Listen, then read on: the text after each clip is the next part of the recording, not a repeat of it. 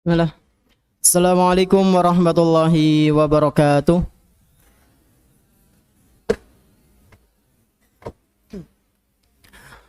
Alhamdulillahi rabbil alamin. Wassalatu wassalamu ala nabiyyina Muhammadin wa ala alihi wa ashabihi wa man tabi'ahum bi ihsanin ila yaumiddin. Alhamdulillah, segala puji bagi Allah Subhanahu wa taala, di mana Dia telah memberikan kepada kita semuanya nikmat yang begitu banyak.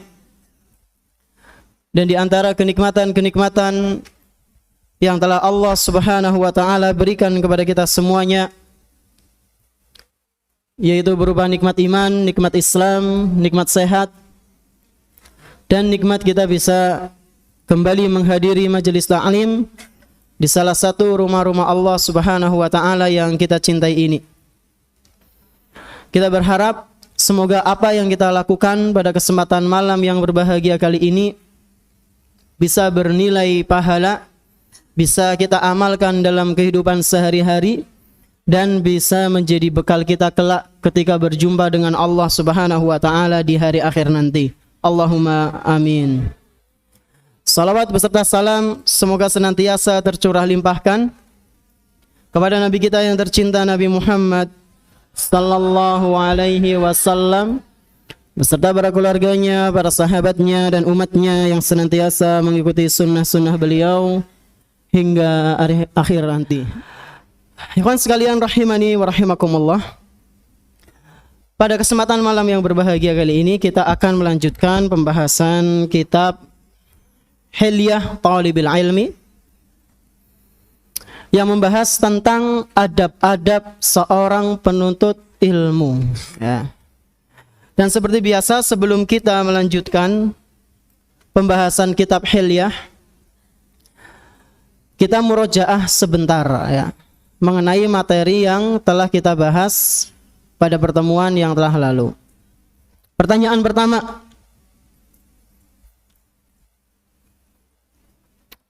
siapa yang bisa menyebutkan, ya, sesuatu yang sangat dahsyat yang menghancurkan ilmu? Kata Syekh Bakar Yusuf. Riya. Masya Allah. Fadal Yusuf. Barakallahu fiik. Pertanyaan kedua, riya kemarin terbagi menjadi berapa, apa saja? Sebutkan. Fairuz. Riya syirik dan riya ikhlas. Contohnya?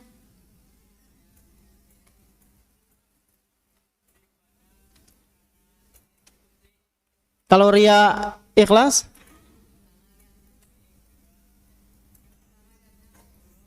Dari awal sampai akhir. Yang pertama, riya syirik.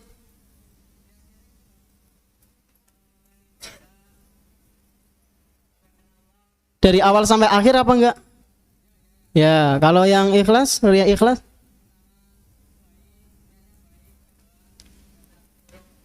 Ketiga, enggak ada niatnya. Enggak, yang riya ikhlas pertama niatnya baik, yang kedua buruk, yang ketiga baik lagi. Ya udah, nih, ya benar sih, cuma anak pengen tanya lagi. Barakallahu fiik. Jadi riya itu kata Syekh Bakar terbagi menjadi dua. Tolong kasih ke sana. Ada riya syirik, ada riya ikhlas. Riya syirik adalah yang seseorang beribadah dari awal sampai akhir tujuannya bukan untuk Allah, ya. Adapun riya ikhlas, yang pertama dia berusaha ikhlas, kemudian yang kedua tergoda riya, yang ketiga kemudian dia berusaha ikhlas lagi, riya lagi, lawan mujahadatun nafas, ya. Itu yang kemarin dijelaskan oleh Syekh. Dan kemarin ikhwan sekalian rahimani wa rahimakumullah, disebutkan beberapa noda-noda penuntut ilmu, ya. Di antaranya adalah apa kemarin? Cinta ketenaran, cinta popularitas, ingin menonjolkan diri belum saatnya. Ini diantara noda kotoran yang harus dihindari oleh seorang penuntut ilmu. Nah, mungkin timbul pertanyaan, Ustadz, berarti kita nggak usah berdakwah, Ustadz. Kita berarti nggak usah menyampaikan sesuatu kebaikan, Ustadz, karena kita masih dalam tahapan belajar menuntut ilmu. Apakah seperti itu? Apakah seperti itu? Kemarin di antara penyakitnya itu adalah cinta ketenaran. Terus kita boleh nggak menyampaikan kebaikan? Boleh nggak? Boleh. Kenapa boleh?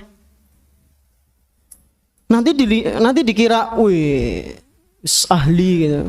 Gimana?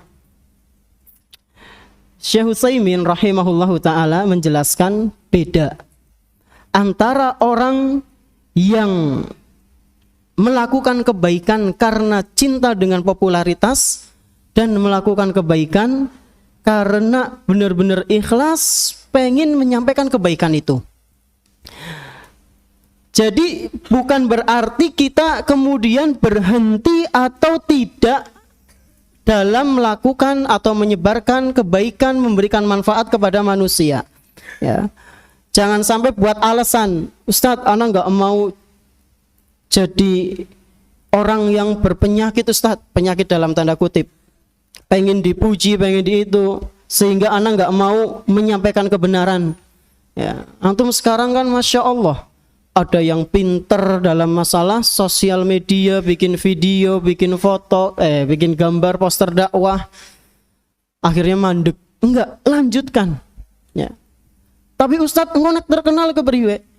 Antum lawan diri antum, jangan sampai menjadi orang yang cinta dengan ketenaran. Bismillah Ustadz. Tapi Ustadz, aku sudah berusaha Ustadz, nyongwis berusaha semaksimal mungkin Ustadz untuk ikhlas. Tapi ana bae sing muji-muji aku.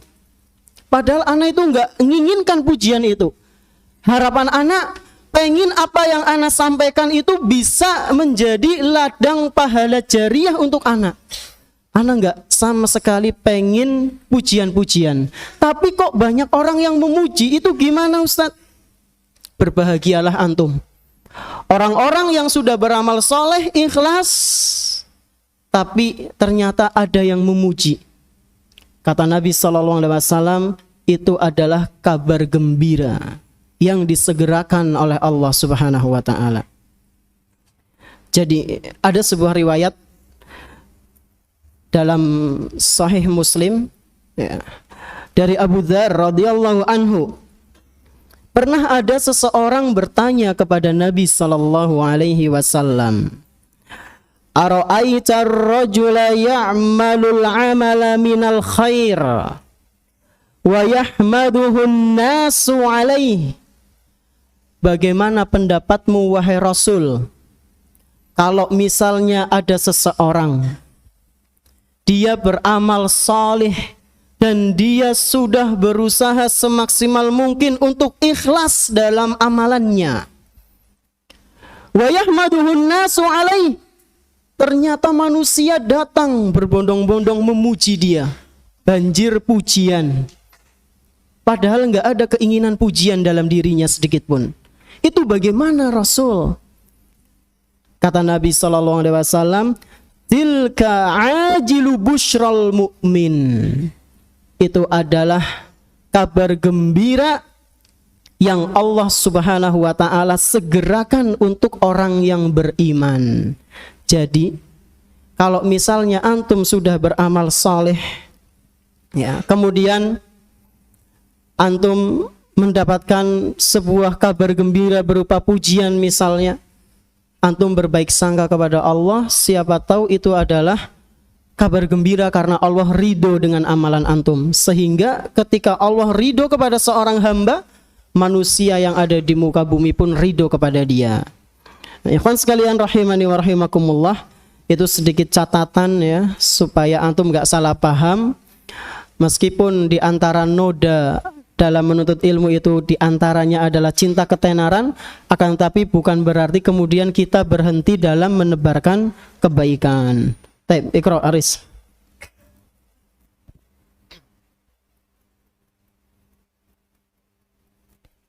Kaifa bi mukabbiris shaut? Layak mah?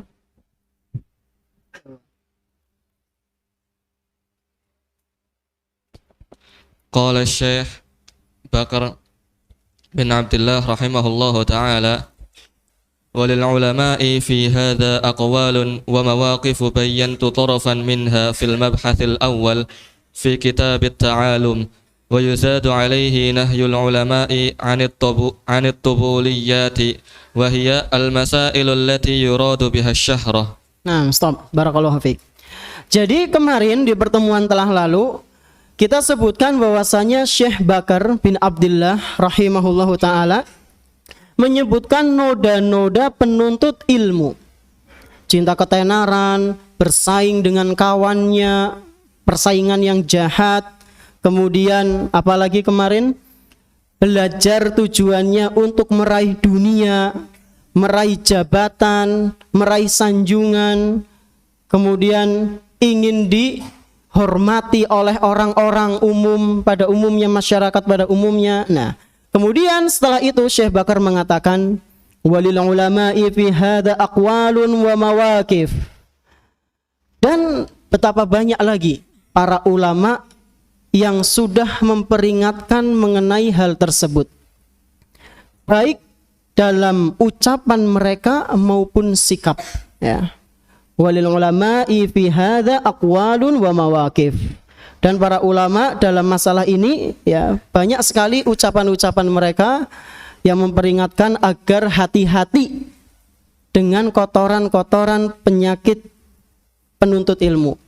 Wa mawaqif, dan sikap mereka, ya, hati-hati memperingatkan kepada umat supaya belajar itu ikhlas. Kemudian beliau mengatakan wa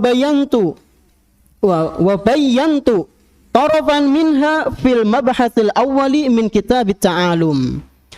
Dan aku juga jelaskan, kata Syekh Bakar, aku juga telah menjelaskan bagiannya dalam pembahasan paling utama dari kitab Ta'alum, ya, dari kitab Ta'alum. Dari kitab Ta'alum sudah pernah kita bahas, ya. Kitab Ta'alum itu salah satu kitabnya Syekh Bakar. Ya, di situ beliau juga membahas tentang noda-noda penuntut ilmu dan juga perkataan-perkataan ulama mengenai hal tersebut. Kemudian kata beliau, wa yuzadu alaihi nahyul ulama'i 'anit tubuliyat. Dan di dalam kitab Ta'alum tersebut, kata Syekh Bakar rahimahullahu ta'ala, aku memberikan pembahasan tentang pendapat-pendapat ulama yang melarang tubuliyat. Apa itu tubuliyat? Di sini beliau sebutkan tubuliyat adalah hiya al-masailul lati yuradu biha syuhrah. Tubuliyat adalah permasalahan-permasalahan yang sengaja dimunculkan, permasalahan-permasalahan, berita-berita yang mungkin nggak terlalu penting, tapi ada oknum-oknum di situ sengaja menumbuhkannya supaya viral. Dan tujuan oknum itu adalah supaya dia terkenal. Ini namanya tubuliyat. Orang yang sukanya mencari kesalahan-kesalahan guru atau seorang tokoh muslim yang baik, lalu diviralkan di media sosial, tujuannya supaya dia viral. Jadi yang view itu kan banyak, yang like itu banyak, yang share itu banyak. Wah, jadi terkenal yang gara-gara kesalahan orang. Padahal masalah itu nggak terlalu penting. Inilah tubuliyat. Ya, hama wereng dalam tanda kutip. Contohnya apa Ustadz? Contohnya itu misal ya, ada sebuah pengajian kitab kayak gini misalnya. Lalu ustadznya kecelentot. Kecelentot itu apa? kesleo ya, ngomongnya itu salah. Yang harusnya fathah dibacanya kok jadi tomah. Misalnya di sini disebutkan walil ulama'i, anak salah dalam bacanya, misal nggak sengaja walil ulama'u misalnya ada di antara jamaah yang kemudian langsung nah kiye sing tegoleti awit wingi ketemu, dipotong videonya kemudian diedit antara dirinya dengan si guru itu, bahwasanya Ustadz Fulan ini ternyata bacanya salah, padahal ini si jitok. Diviralkan sebanyak mungkin, tujuannya supaya dia terkenal. Inilah tubuliyat. Kalau tujuannya nasihat, benar-benar nasihat tulus, dia temui si Ustadz itu, ya, sampaikan. Ya. Masya Allah, ana pada beberapa kesempatan ana pernah nulis ya sebuah makalah. Kemudian di situ ana salah ketik ya ayat yang bunyinya wa ma khalaqtul jinna wal ins illa liya'buduni ni karena aslinya liya'buduni, terus di situ di kasrah liya'buduni, antum cek saya. Terus ana tulisnya liya'buduna. Ada yang nasihatin anak japri, masya Allah. Sebagian orang itu ada yang nasihatinya langsung di kolom komentar. Nah ini si fulan ini anak juga nggak kenal, nasihatinya sangat sopan sekali, masya Allah. Assalamualaikum Ustadz, mohon maaf, ahsanallahu ilaik. Ana baca di makalah antum ada tulisan ayat ini, harokatnya salah Ustadz, afwan. Masya Allah, ini lebih adem kan daripada coba antum sekarang yang jadi Ustadz di kolom komentar, tanya yang nulis apa ora, kue harokatnya salah. Gimana perasaan antum? Beda rasanya ya. Meskipun itu adalah sebuah kebenaran, kita harus terima, tapi secara manusiawi ya kurang nyaman ya. Dengan adab insya Allah kebaikan itu sangat mudah untuk diterima ya. Jadi kalau antum mengetahui ada kesalahan-kesalahan dari guru antum atau dari teman antum sendiri, jangan diviralkan, apalagi itu adalah kesalahan yang sepele. Kalau orang awam dengar kesalahan itu, mereka nggak bisa ngambil manfaatnya. Antum bahas i'rab, nahwu ke orang awam, apa manfaat mereka? Bingung lah, iya ya. I'rab bingung lah dibahas kepada mereka. Inilah tubuliyat. Ustadz, tubuliyat itu diambil dari kata apa Ustadz? Di sini Syekh Utsaimin menjelaskan, tubuliyat hiyal masail allati yuradu biha syuhrah. Summiyat tubuliyat li'annaha mislut tabl. Ya, tubuliyat itu kenapa dinamai sebagai tubuliyat? Karena dia seperti tobel. Tobel itu apa? Gendang. Ya, gendang. Gendang itu kalau ditabuh gawe rame ora? Gawe rame. Dungdang dungdung langsung buah. Ya, meskipun anak nggak pernah ngikut-ngikutnya gitu ya, Pak, tahu lah, paham orang banyak ya sekarang di mana-mana. Jadi orang yang sukanya memviralkan berita yang nggak terlalu penting itu seperti gendang yang begitu renyah ditabuh, tunglang langsung rame, tunglang langsung rame. Kayak gendang we wong sing kayak gue. Ya. Inilah istilah dari para ulama untuk sedikit memberi peringatan kepada mereka supaya jangan gegabah menyikapi berita-berita viral yang dia sendiri nggak ada ilmunya atau dia sendiri tujuannya salah hanya karena ingin terkenal ya. Inilah tubuliyat. Maka hati-hatilah jangan sampai kita menjadi seperti itu. Kemudian Iqra. Waqad qil Waqad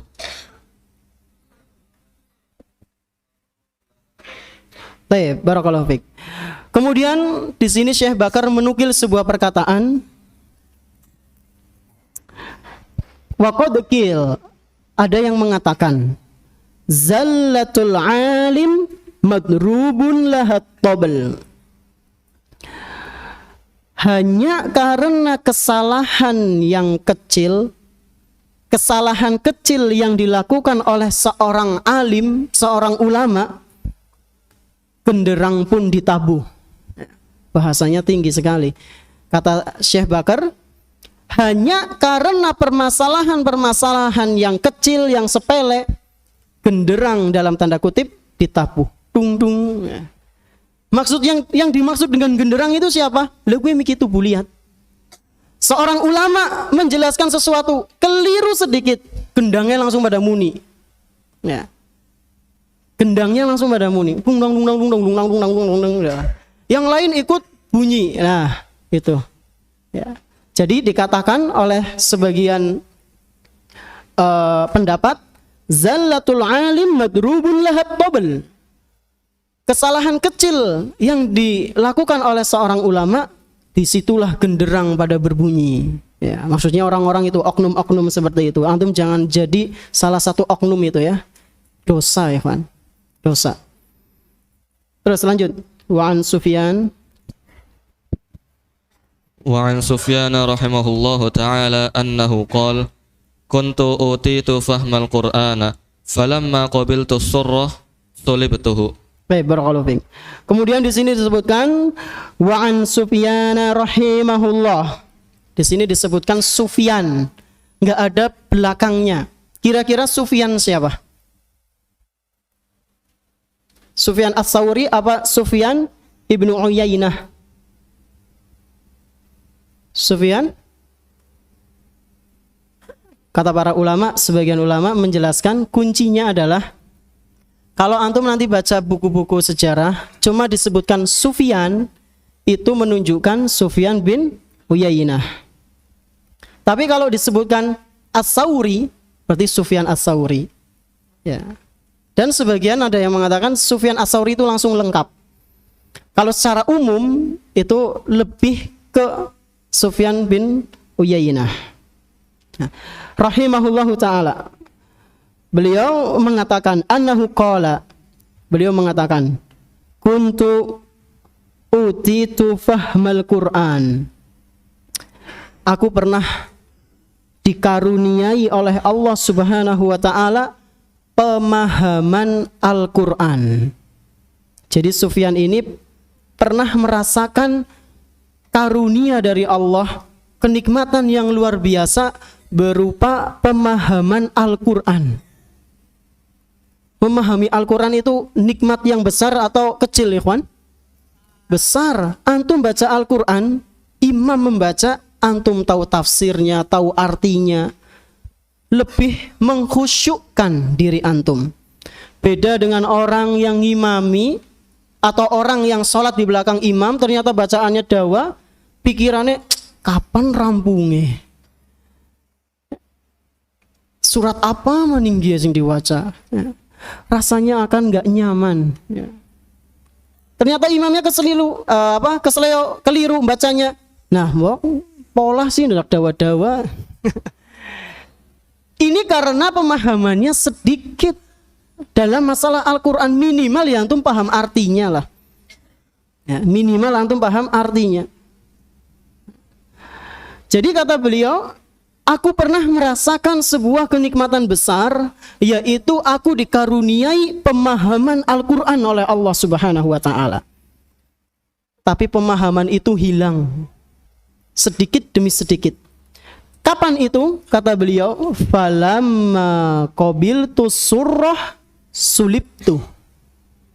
Namun qadarallah, pemahaman itu mengkikis, hilang.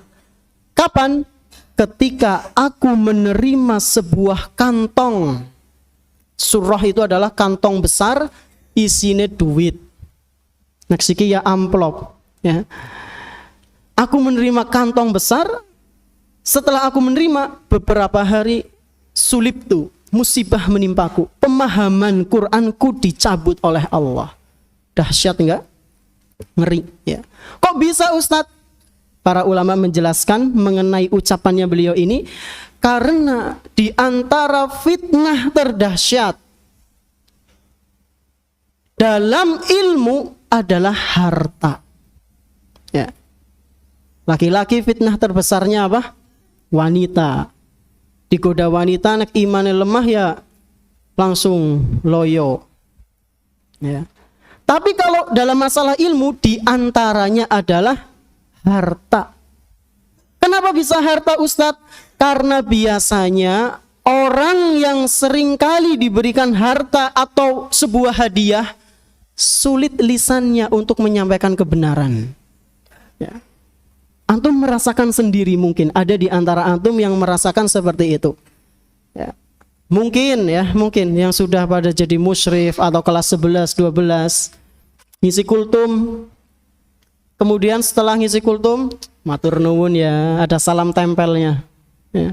Pira biasane? Hah? Mang ibu ya mungkin lah. Ya. Biasanya berapa? Ya beda-beda tempat. Tapi kayaknya yang 5.000 yang nggak ada. Kemudian antum suatu saat melihat orang yang ngasih amplop itu ternyata melakukan kemungkaran.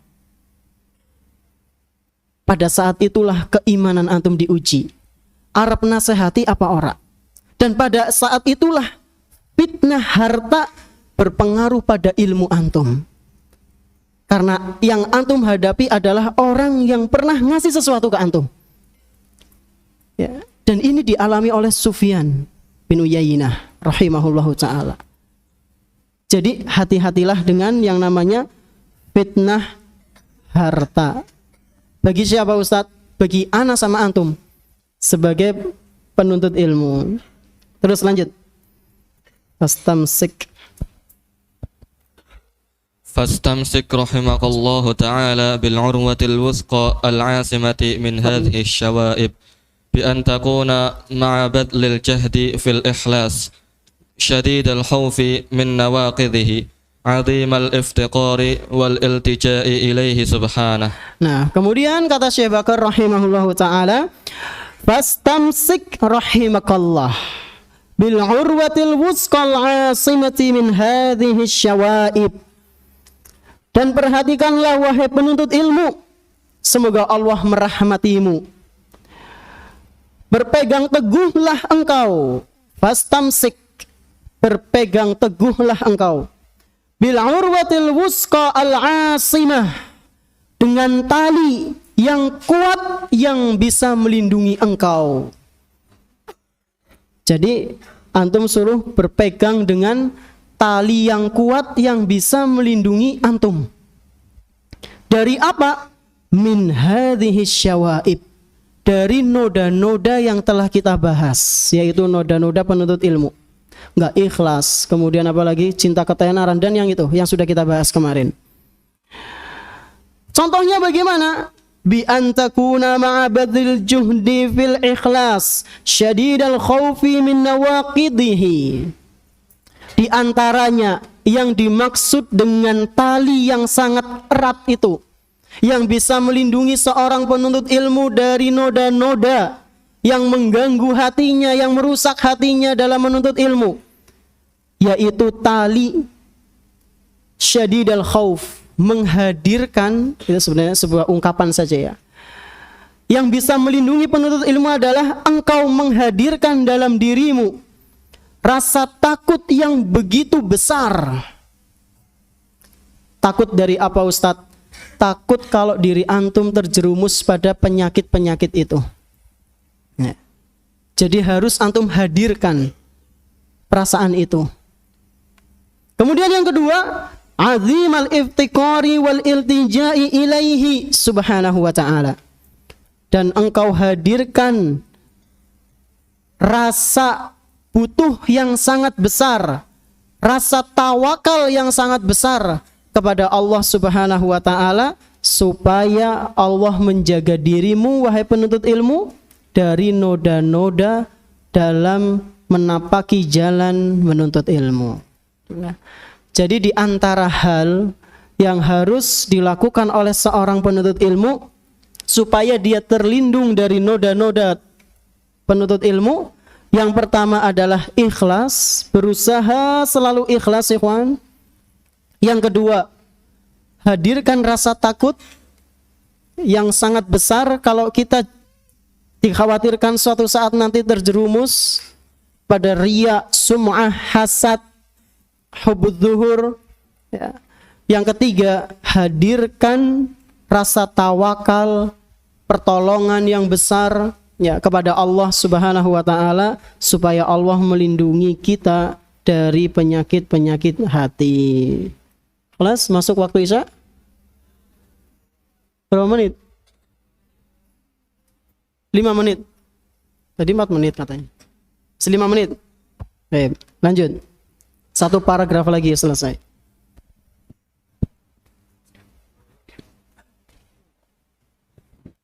Wa yu'tharu an Sufyan bin Sa'id Ats-Tsauri rahimahullahu ta'ala qawluhu ma 'alajtu syai'an ashadda 'alayya min niyyati. Nah, ini baru ada sebutannya. Ya. Wa yu'tharu an Sufyan ibn Sa'id Ats-Tsauri. Dan diriwayatkan, diasarkan ya, diriwayatkan dari Sufyan bin Sa'id Ats-Tsauri.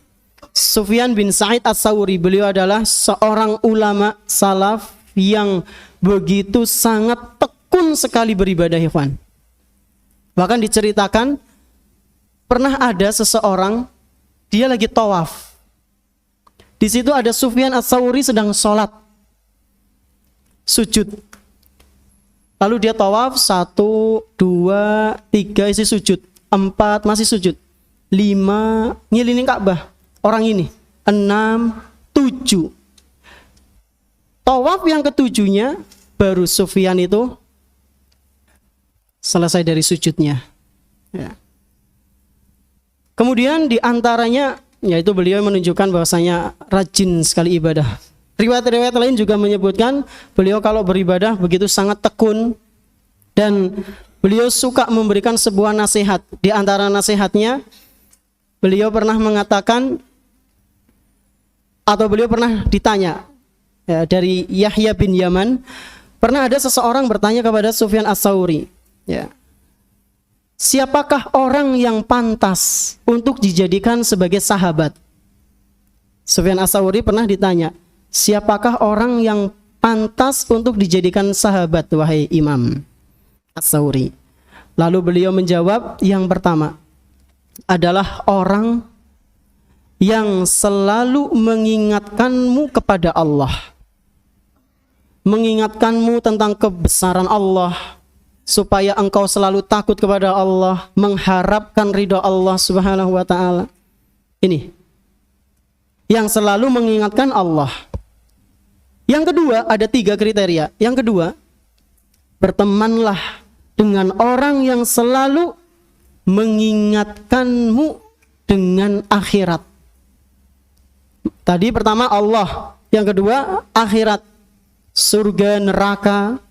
Yang ketiga, bertemanlah dengan orang yang kalau ngomong itu membuat ilmumu bertambah. Ya.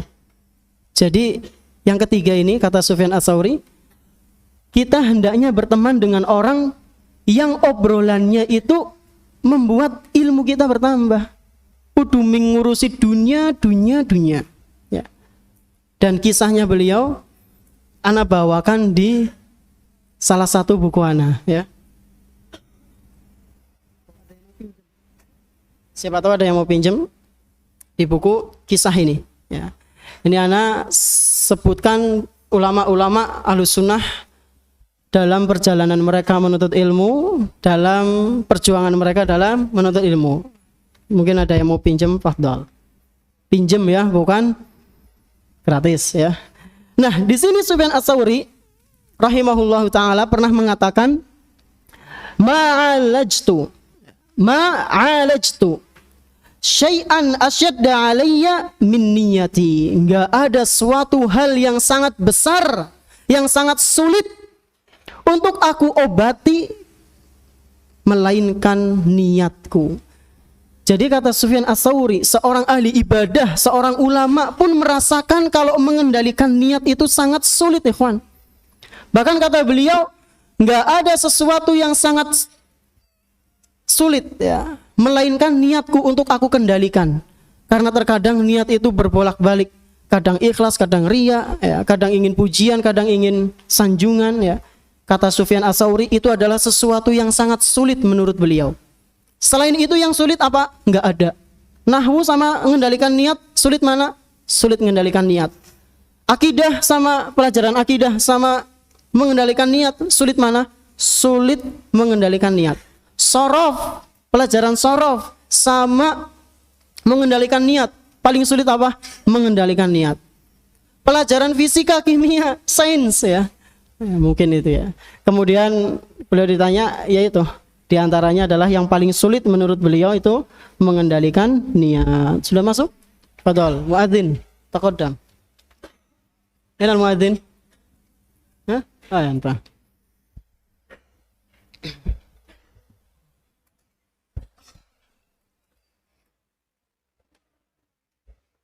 Bismillah, alhamdulillah, wassalatu wassalamu ala rasulillah wa ala alihi wa ashabihi wa man tabi'ahum bi ihsanin ila yaumil qiyamah. Tapi kita ke pertanyaan, ikhwan. Yang pertama, bismillah. Assalamualaikum. Waalaikumsalam warahmatullah. Apa Ustaz, ana mau tanya, bagaimana cara biar kita menjadi ikhlas dalam belajar? Syukron. Antum terus belajar, jangan berhenti. Ada seorang ulama yang bernama Imam Ad-Daruqutni. Dia adalah ulama hadis. Dia pernah mengatakan, seorang imam, ahli hadis, hafal Quran. Ya, beliau pernah mengatakan, kunna natlubul ilma li ghairillah. Dahulu kami menuntut ilmu niatnya bukan karena Allah. Pernah terjangkiti penyakit ini, kata Imam Ad-Daruqutni. Kemudian apa kata beliau? Kemudian kami terus menuntut ilmu hingga pada akhirnya ilmu itu menyadarkan kami supaya kami berbuat ikhlas dalam belajar. Jadi di antara cara supaya ikhlas dalam belajar, antum jangan berhenti belajar. Nanti akan ada ilmu-ilmu yang lain yang antum ketahui sehingga membuat hati antum kokoh dan di atas keikhlasan. Wallahu a'lam. Ustadz, Afan, ana mau tanya, jika kita belajar ilmu perbintangan untuk membantah orang-orang yang percaya zodiak atau belajar akidah Syiah untuk membantah orang Syiah, apakah itu diperbolehkan? Kalau di masa antum yang sekarang ini, jangan. Ya. Kapan Ustadz sudah boleh? Antum sudah menguasai bahasa Arab. Kedua, antum menguasai ilmu-ilmu alat, usul fikih, qaidul fikih, ya, kemudian usul tafsirnya. Antum sudah menguasai ilmu-ilmu tafsir, ilmu-ilmu hadis, ya. Dan itu sangat berat, ya. Akan Allah Subhanahu wa taala berikan hanya kepada orang-orang yang ditaufik, ya, mendapatkan taufik, ya, dari Allah Subhanahu wa taala. Dan pembahasan bantah membantah itu, ikhwan, sebenarnya di antaranya di situ kan ada, jadi jidal itu ada adabnya, ya. Adabul munadharah. Jadi di situ ada kitab yang membahas tentang adab seseorang itu dalam membantah, saling bantah-membantah. Aslinya seorang muslim itu enggak diperkenankan untuk memiliki sikap ngene, sapa sing wani debat karo nyong. Itu enggak boleh, ya. Jadi dia berbantah-bantahan hanya dalam waktu yang memang benar kepepet. Masalah ini nggak bisa diselesaikan kecuali dengan debat. Itu baru. Jadi kalau sengaja nyari-nyari lawan pendebat itu, ini kurang, ya, kurang pantas, ya. Itu diantara adabnya. Assalamualaikum Ustadz, Afwan mau nanya, bagaimana jika kita memiliki sosial media tetapi tidak punya niat untuk membuat dirinya terkenal, melainkan hanya untuk membuat konten-konten yang bermanfaat saja, seperti tips and trick yang berguna dan lain-lain. Itu bagaimana Ustaz? Ya nggak apa-apa, ya. Kan sudah disebutkan tadi, niat antum itu ketika bersosial media untuk apa? Kalau antum sudah ikhlas, ya bismillah, ya. Apa Ustaz? Bagaimana pendapat Ustaz dengan seorang penghafal Al-Quran yang berpacaran, bahkan ia bangga dengan pacarannya tersebut, Apakah pantas hal tersebut? Ini jelas tidak pantas. Terus bagaimana Ustadz orang yang seperti itu? Na'udzubillah, na'udzubillah ya. Itu adalah sebuah istidraj ya. Itu adalah sebuah istidraj. Apa itu istidraj? Istidraj adalah sebuah kenikmatan yang Allah Subhanahu wa taala berikan kepada pelaku maksiat. Kenikmatan yang Allah Subhanahu wa taala berikan kepada pelaku maksiat.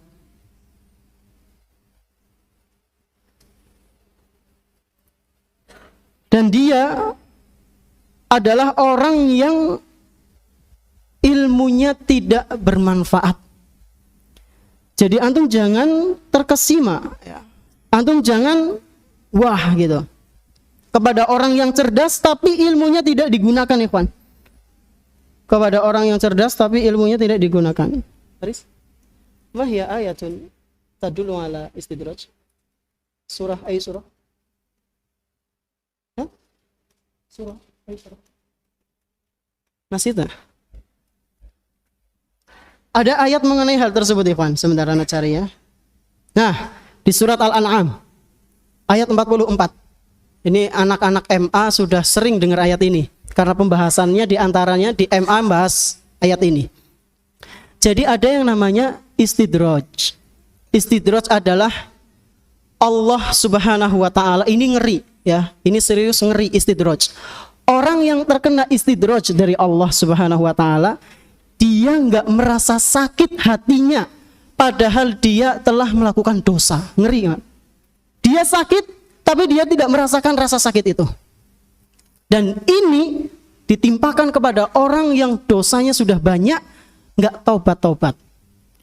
Kata Allah Subhanahu wa taala mengenai istidraj ini, falamma nasu ma dzukiru bihi fatahna. Sebentar, falamma nasu ma dzukiru bihi. Ketika mereka melupakan peringatan yang telah diberikan kepada mereka. Al-Quran itu peringatan bukan? Peringatan. Bahkan dalam ayat lain disebutkan waman a'rada an dzikri. Barang siapa yang berpaling dari peringatanku, para ulama menjelaskan itu adalah Al-Quran. Antum menghafal kok pacaran? Subhanallah. Kata Allah Subhanahu wa taala, falamma nasu ma dzukiru bih. Ketika dia melupakan apa yang telah diperingatkan kepadanya. Kata Allah, fatahna alaihim abwaba kulli syai'. Maka akan kami bukakan pintu apapun yang dia inginkan. Ingin pacaran dibukakan, maksiat dibukakan, padahal dia di atas dosa. Apa akibatnya setelah itu? Hatta idza farihu bima utu. Ketika pelaku maksiat ini sedang di atas puncak-puncaknya kenikmatan. Jadi dia sudah hafal Quran, sudah mengetahui peringatan-peringatan dari Allah Subhanahu wa taala, dilupakan, malah melakukan maksiat. Allah bukakan pintu kenikmatan dunia semuanya. Ketika dia berada di puncak kenikmatan, kata Allah, akhadnahum baghtah. Kami pun siksa dia secara tiba-tiba dan dia kaget. Fa idahum mublisun. Pada saat itulah dia langsung putus asa, nyesel. Dan penyesalan itu tidak berguna kalau ternyata azab itu adalah kematian. Hati-hati ya. Apalagi bangga, subhanallah. Kullu ummati mu'afa. Ya. Seluruh umatku itu dimaafkan, kata Nabi sallallahu alaihi wasallam. Illa, kecuali siapa? Al-mujahir. Orang yang terang-terangan menampakkan dosa. Bangga itu terang-terangan enggak? Terang-terangan. Antum terancam tidak dimaafkan oleh Allah Subhanahu wa taala. Maka hati-hatilah ya. Maksiat kok dibangga-banggakan, naudzubillahi min dzalik. Kemudian Afan Ustaz ingin bertanya, jika ada seseorang yang sengaja melakukan tubuliyat Agar orang yang diviralkan tersebut diketahui oleh orang-orang tentang keburukannya. Tapi orang tersebut memang sudah melakukan banyak keburukan yang jelas. Tapi orang-orang awam menganggap hal itu benar. Apakah tubuliyat ini diperbolehkan? Antum berarti masih salah paham dengan masalah tubuliyat ya. Tubuliyat itu adalah orang yang memang sudah dari awal niatnya pengen viral. Kalau antum melihat ada sebuah video yang nyeleweng lalu antum bismillah diingkari dengan ilmu yang antum miliki, antum niatkan bahwasanya ini bukan karena saya pengen viral, karena banyak masyarakat yang salah paham dengan video ini, bismillah, itu bukan termasuk tubuliyat. Berapa menit lagi? Sudah. Satu lagi ya. Mana?